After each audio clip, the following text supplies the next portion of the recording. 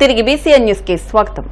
Telugu Desam party రాష్ట్ర కార్యదర్శి జకీవుల్లా మరణం పార్టీకి తీరని లోటని మంత్రి సవిత అనంతపురం ఎమ్మెల్యే దగ్గుపాటి ప్రసాద్ అన్నారు. ఆదివారం గుండెపోటుతో చనిపోయిన జకీవుల్లా పార్థివ దేహాన్ని చూసేందుకు వారు టీడీపీ నేతలతో కలిసి ఆయన ఇంటికి వెళ్లారు. ఈ సందర్భంగా జకీవుల్లా పార్థివ దేహంపై మంత్రి సవిత తెలుగుదేశం పార్టీ జెండా కప్పి నివాళులర్పించారు.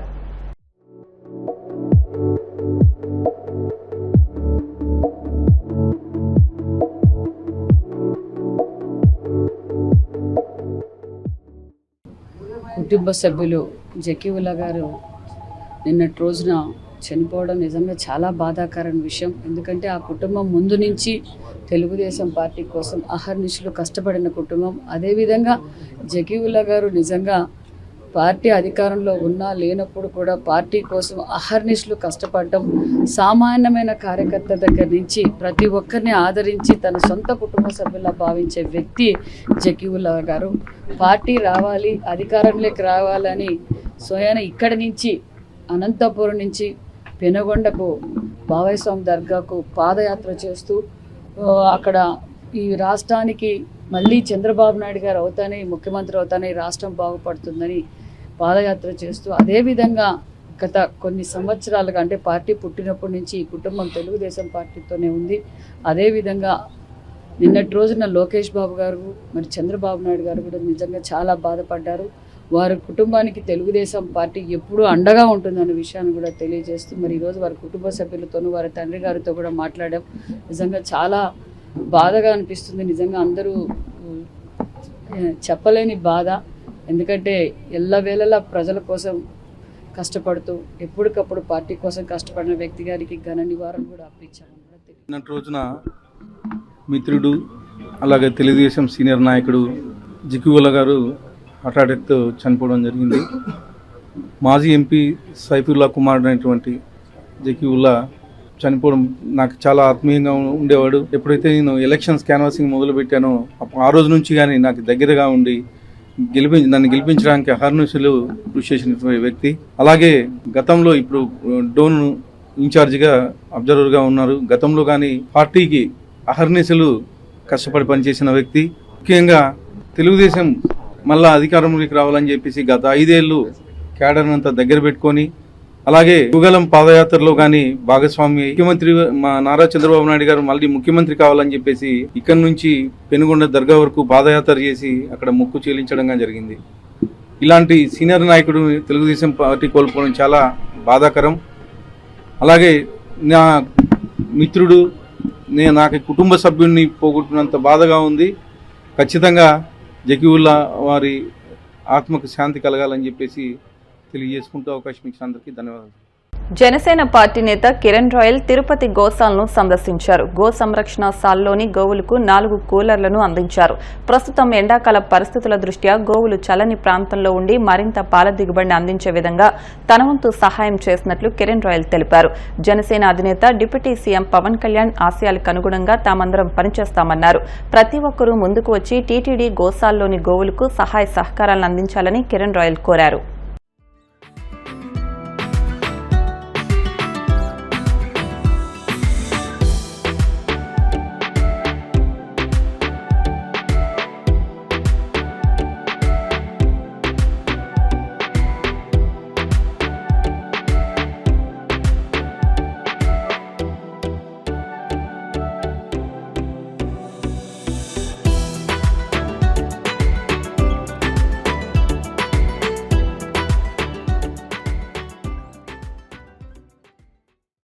కళ్యాణ్ గారి స్ఫూర్తితో పవన్ కళ్యాణ్ గారి నాయకత్వంలో కానీ మేమందరం కూడా జనసేన పార్టీ నాయకులుగా పవన్ కళ్యాణ్ గారి అభిమానులుగా ఎన్నో సంవత్సరాలుగా పనిచేస్తున్నాం. మనకు తెలుసు పవన్ కళ్యాణ్ గారికి గోవులు అంటే ఎంత ఇష్టమో. ఆయన ఫామ్ హౌస్లో కూడా వందలాది గోవులైనా ప్రత్యేకంగా బయట నుంచి తెప్పించుకొని దానికి కావాల్సిన భద్రత చూస్తుంటారు. మనం గత కొద్ది రోజులుగా తిరుపతిలో గో రాజకీయం చూసుంటాం. చాలా బాధాకరం. గో సంరక్షణ కోసం పాటుపడాలి కానీ గోతో రాజకీయాలు చేయకూడదు. దీని మీద పవన్ కళ్యాణ్ గారు కూడా చాలా ఆవేదన వ్యక్తం చేశారు. మా నాయకుడు ఆయన ఆదేశాలు కానివ్వండి, ఆయన స్ఫూర్తితో మేమందరం కూడా ఇక్కడ పరిస్థితులు తిరుపతిలో ఉన్న ఎండాకాలం కానివ్వండి, ఎండరీత్యా కానివ్వండి, ఇక్కడున్న గోవులకు మా వంతు సహాయంగా మా పార్టీ తరఫున మా వంతు సహాయం చేయాలని ఆలోచనతో ఈరోజు ఈ గోశాలకి ఒక 4 ఎయిర్ కూలర్లు మేము అందజేయాల ఆలోచనతో ఆర్డర్ చేసాం. అందులో భాగంగా ముందుగా 2 కూలర్లు తెప్పించాము. ఇంకొక 2 కూలర్లు రేపు ఉదయానికంతా తిరుపతి చేరుకుంటుంది. ఇలానే దాతలు కూడా చాలామంది వచ్చి ఇలా ఇక్కడున్న గోవులకు కనీసం కూలర్లు పెట్టి రాబోయే ఎండాకాలం ఇంకా ఎండాకాలం దృష్టి ఉంచుకొని కూలర్లు పెడితే కనీసం ఇప్పుడున్న పరిస్థితిలో కనీసం కొంచెమన్నా చల్లదనం ఉంటుందన్న ఆలోచనతో ఈ ఒక చిరు ప్రయత్నం చేస్తున్నాం. ఎందుకంటే మొన్న జరిగిన ఘటన చాలా బాధాకర విషయం చెప్పి అందరికీ తెలిసింది. ఇలాంటివి చేస్తే మంచిదని ఒక ఆలోచనతో మేమందరం కూడా జనసేన పార్టీ నాయకులు మేము అనుకున్నాం కాబట్టి ఒక 4 ఆర్డర్ చేసి ఇప్పుడు ఒక 2 ఇస్తున్నాం. మిగతా 2 కూడా రేపు ఇవ్వబోతున్నాము. ఈ కూలర్ల ద్వారా, ఇది తుఫాన్ కూలర్లు అంటారు. ఈ కూలర్ల ద్వారా 300 మీటర్ల వరకు చుట్టుపక్కల గాలి చాలా చల్లగా వస్తుంది. అలాగే ఒక 4 కూలర్ల వల్ల ఏమవుతుందంటే దాదాపు 1200 మీటర్లు అంటే 1 కిలోమీటర్ వరకు మేము ఇక్కడున్న గోవులు, కనీసం ఈ బార్డర్లో ఉన్న గోవులు అనేవి కూడా చల్లటి గాలి వాతావరణం కల్పించే ప్రయత్నం చేస్తున్నాం.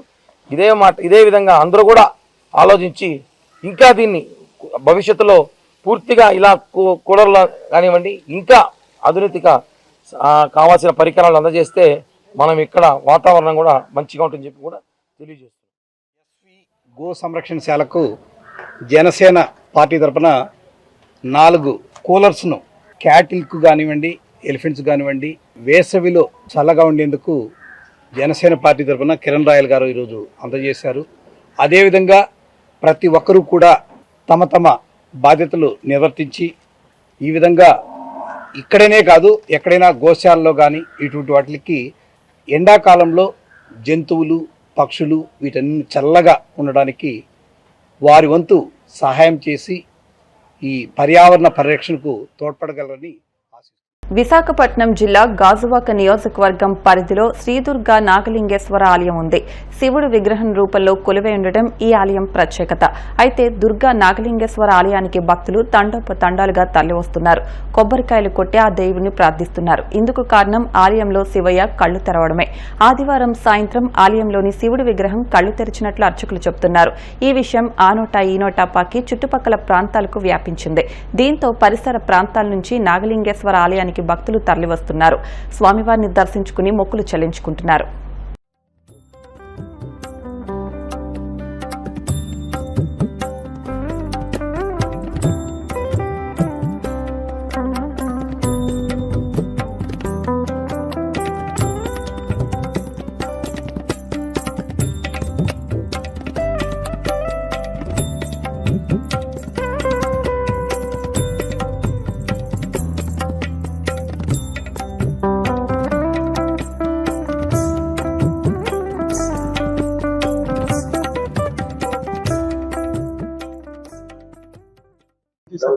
నా పేరు శ్రీరం రాజేశ్వరి అండి. నేను ఉదయం మార్నింగ్ ఇప్పుడు ఒక 9 కలా వచ్చానండి ఇక్కడికి. అమ్మ చెప్పగానే వచ్చాను. నేను ఇక్కడ ఎప్పుడు సేవ చేస్తూ ఉంటామండి, క్లీనింగ్ అన్ని చేస్తూ ఉంటాము. నేను ఒక 7 ఇయర్స్ నుంచి ఇక్కడికి వచ్చానండి. ఈ గుడికి రావడం అయితే 7 ఇయర్స్. నేను అసలు ఒక రెంట్కు ఉండేదాన్నండి. రెంట్కు ఉండి అలా ఇప్పుడు సొంత ఇల్లులో ఉన్నామండి. కట్టుకుని రెంట్లకు కూడా ఇస్తామండి. అంటే ఎప్పుడు ఏది నమ్ముకున్నా సరే కంపల్సరీ అవుతుందండి. ఈ వీక్ నమ్ముకుంటే నెక్స్ట్ మంత్ అయిపోద్దండి. చూసానండి ఒక కన్ను, అంటే ఎప్పుడు మేము క్లీన్ చేసినప్పుడు మూసి ఉంటారండి. ఈ రోజు మాత్రం కన్ను తెరిచి ఉన్నారు. ఈ రోజు మేము ఎప్పుడు కడిగినా సరే మూసుకుని ఉండేవారు, కళ్ళు మూసే ఉండి ఇప్పుడు మాత్రం తెరిచి ఉన్నాయండి. చాలా ఆనందం అనిపిస్తుందండి. అంటే ఎప్పుడు మనం ఎంత చూడగలిగామంటే. విజయనగరం కోర్టులో ప్రముఖ వ్యక్తులకు నక్సలైట్ పేరుతో బెదిరింపు లేఖలు పంపి డబ్బు దోచుకోవడానికి ప్రయత్నించిన నకిలీ మావోయిస్టు పెందుర్తి మండలం చినముసిడివాడకు చెందిన కుచ్చర్లపాటి వెంకట బంగారాజును 1 టౌన్ పోలీసులు అరెస్ట్ చేశారు. 1 టౌన్ పోలీస్ స్టేషన్లో డీఎస్పీ ఎం శ్రీనివాసరావు కేసు వివరాలను మీడియాకు వెల్లడించారు. Peoples war Uttarandhra incharge action committee comrade Sayanna alias Birsa పేరుతో బెదిరింపు లేఖలను విజయనగరంలోని 2 ప్రముఖులకు పంపి ఒకరిని 25 లక్షలు, మరొకరిని 20 లక్షలు డబ్బులు డిమాండ్ చేసినట్లుగా సంబంధిత వ్యక్తులు ఇచ్చిన ఫిర్యాదు మేరకు 1 టౌన్ పోలీసులు కేసు నమోదు చేసి దర్యాప్తు చేపట్టారు. ఈ విషయాన్ని తీవ్రంగా పరిగణించిన విజయనగరం 1 టౌన్ పోలీసులు పలు సీసీ ఫుటేజ్లను పరిశీలించి సాంకేతికత ఆధారంగా బెదిరింపు లేఖలు పంపిన వ్యక్తిని అరెస్టు చేశారు. సాయంత్రం 9 గంటల సమయంలో విజయనగరం పట్టణంలో ఒక ప్రముఖ వ్యాపారవేత్తకి ఒక లెటరు వచ్చింది. ఆ లెటర్లో నేను incharge commander action team AOB Uttarandhra region అని చెప్పి అందులో అతను ఫ్రమ్ అడ్రస్ ఉంది. అతను ఏమంటాడంటే విజయనగరం చుట్టుపక్కల అంతా కూడా మా నక్సలైట్కు సంబంధించి టీమ్స్, యాక్షన్ టీమ్స్ అన్నీ ఉన్నాయి. వారి ఆర్థిక అవసరాల నిమిత్తము 25 lakhs గెద్దపల్లి విలేజ్లో 16వ తారీఖున పెట్టాలి, లేకపోతే మిమ్మల్ని అంతం చేస్తామని చెప్పేసి ఆ లెటర్ తాలూకా సారాంశం. మరి అదే రోజు 15వ తారీఖు కూడా రాత్రి 10 గంటలకి విజయనగరంలోనే ఇంకొక ప్రముఖ వ్యక్తికి ఇంకొక లెటర్ వచ్చింది. ఆ లెటర్లో సారాంశం కూడా ఇదే. మీరు 20 lakhs 16వ తారీఖు మధ్యాహ్నం 3 గంటలకి గెద్దపల్లి విలేజ్లో బస్ స్టాప్లో పెట్టాలి. మీరు ఇంకేమైనా పిచ్చి వేషాలు వేస్తే మీకు మీ అంతు చూస్తాం, మీ ప్రాణాన్ని తీస్తామని చెప్పేసి ఆ లేఖలో ఉంచిన సారాంశం. ఆ ఇచ్చిన రిపోర్ట్ మీద మేము 1 టౌన్ పోలీస్ స్టేషన్లోని 2 టౌన్ పోలీస్ స్టేషన్లోని మేము కేసెస్ రిజిస్టర్ చేసాం. 19వ తారీఖున చేసి దర్యాప్తు చేసాం. దర్యాప్తు చేసి ఇవాళ 21 బాలాజీ జంక్షన్ దగ్గర మధ్యాహ్నం 2 గంటలకి పుచ్చర్లపాటి వెంకట బంగారరాజు 50 సంవత్సరాలు, ఇతని సొంత ఊరు అక్కడ చిరుముసిరివాడ పెందుర్తి విలేజ్. అతన్ని బండి మీద వస్తున్నప్పుడు అతన్ని అరెస్ట్ చేయడం జరిగింది. అతని దగ్గర మనం చెక్ చేస్తే ఈ విప్లవ సాహిత్యం, అల్లూరు సీతారామరాజు తాలూకా ఈ సాహిత్యం అంతా కూడా దొరికింది. అతన్ని ఈ కేసులో ముద్దాయి కింద మేము నిర్ధారణ చేసుకొని అరెస్ట్ చేసి పోలీస్ స్టేషన్ తీసుకురావడం జరిగింది. 22వ తారీఖున కోర్టులో ఇతన్ని ప్రవేశపెడతాం. ఇన్ఛార్జ్ ఆయన గురించి ఆయన ఏం చెప్పాడంటే, incharge commander action team peoples war group ML AOB Uttarandhra region. వార్తలు ముగించే ముందు ముఖ్యాంశాలు మరొకసారి. పోలవరం డయాఫ్రమ్ వాల్ 202 మీటర్లు పూర్తి అయిందన్న మంత్రి నిమ్మల. 2027 నాటికి పోలవరం ప్రాజెక్టు పనులు పూర్తి చేస్తామని స్పష్టీకరణ.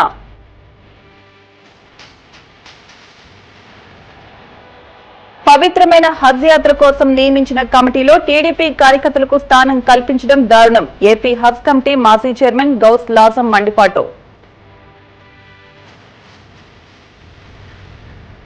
మే 4న నీట్ పరీక్ష నిర్వహణకు అవసరమైన అన్ని ఏర్పాట్లు సమగ్రంగా చేపట్టాలి. పరీక్షా కేంద్రాల చీఫ్ సూపరింటెండెంట్లను కోరిన కాకినాడ జిల్లా రెవెన్యూ అధికారి వెంకట్రావు. వాడపల్లి వెంకన్న ఆలయంలో ప్రత్యేక పూజలు. మంగళ వాయిద్యాల నడుమ శ్రీ స్వామి అమ్మవార్లకు మేలుకొలుపు సేవా ఈశ్వరి లక్ష్మీ హోమం. ఈ వార్తలు ఇంతటితో సమాప్తం. మరిన్ని వార్తల కోసం BCN digital YouTube channel, Facebook page ను ఫాలో అవ్వండి. అప్డేట్ వార్తల కోసం ప్లీజ్ సబ్స్క్రైబ్.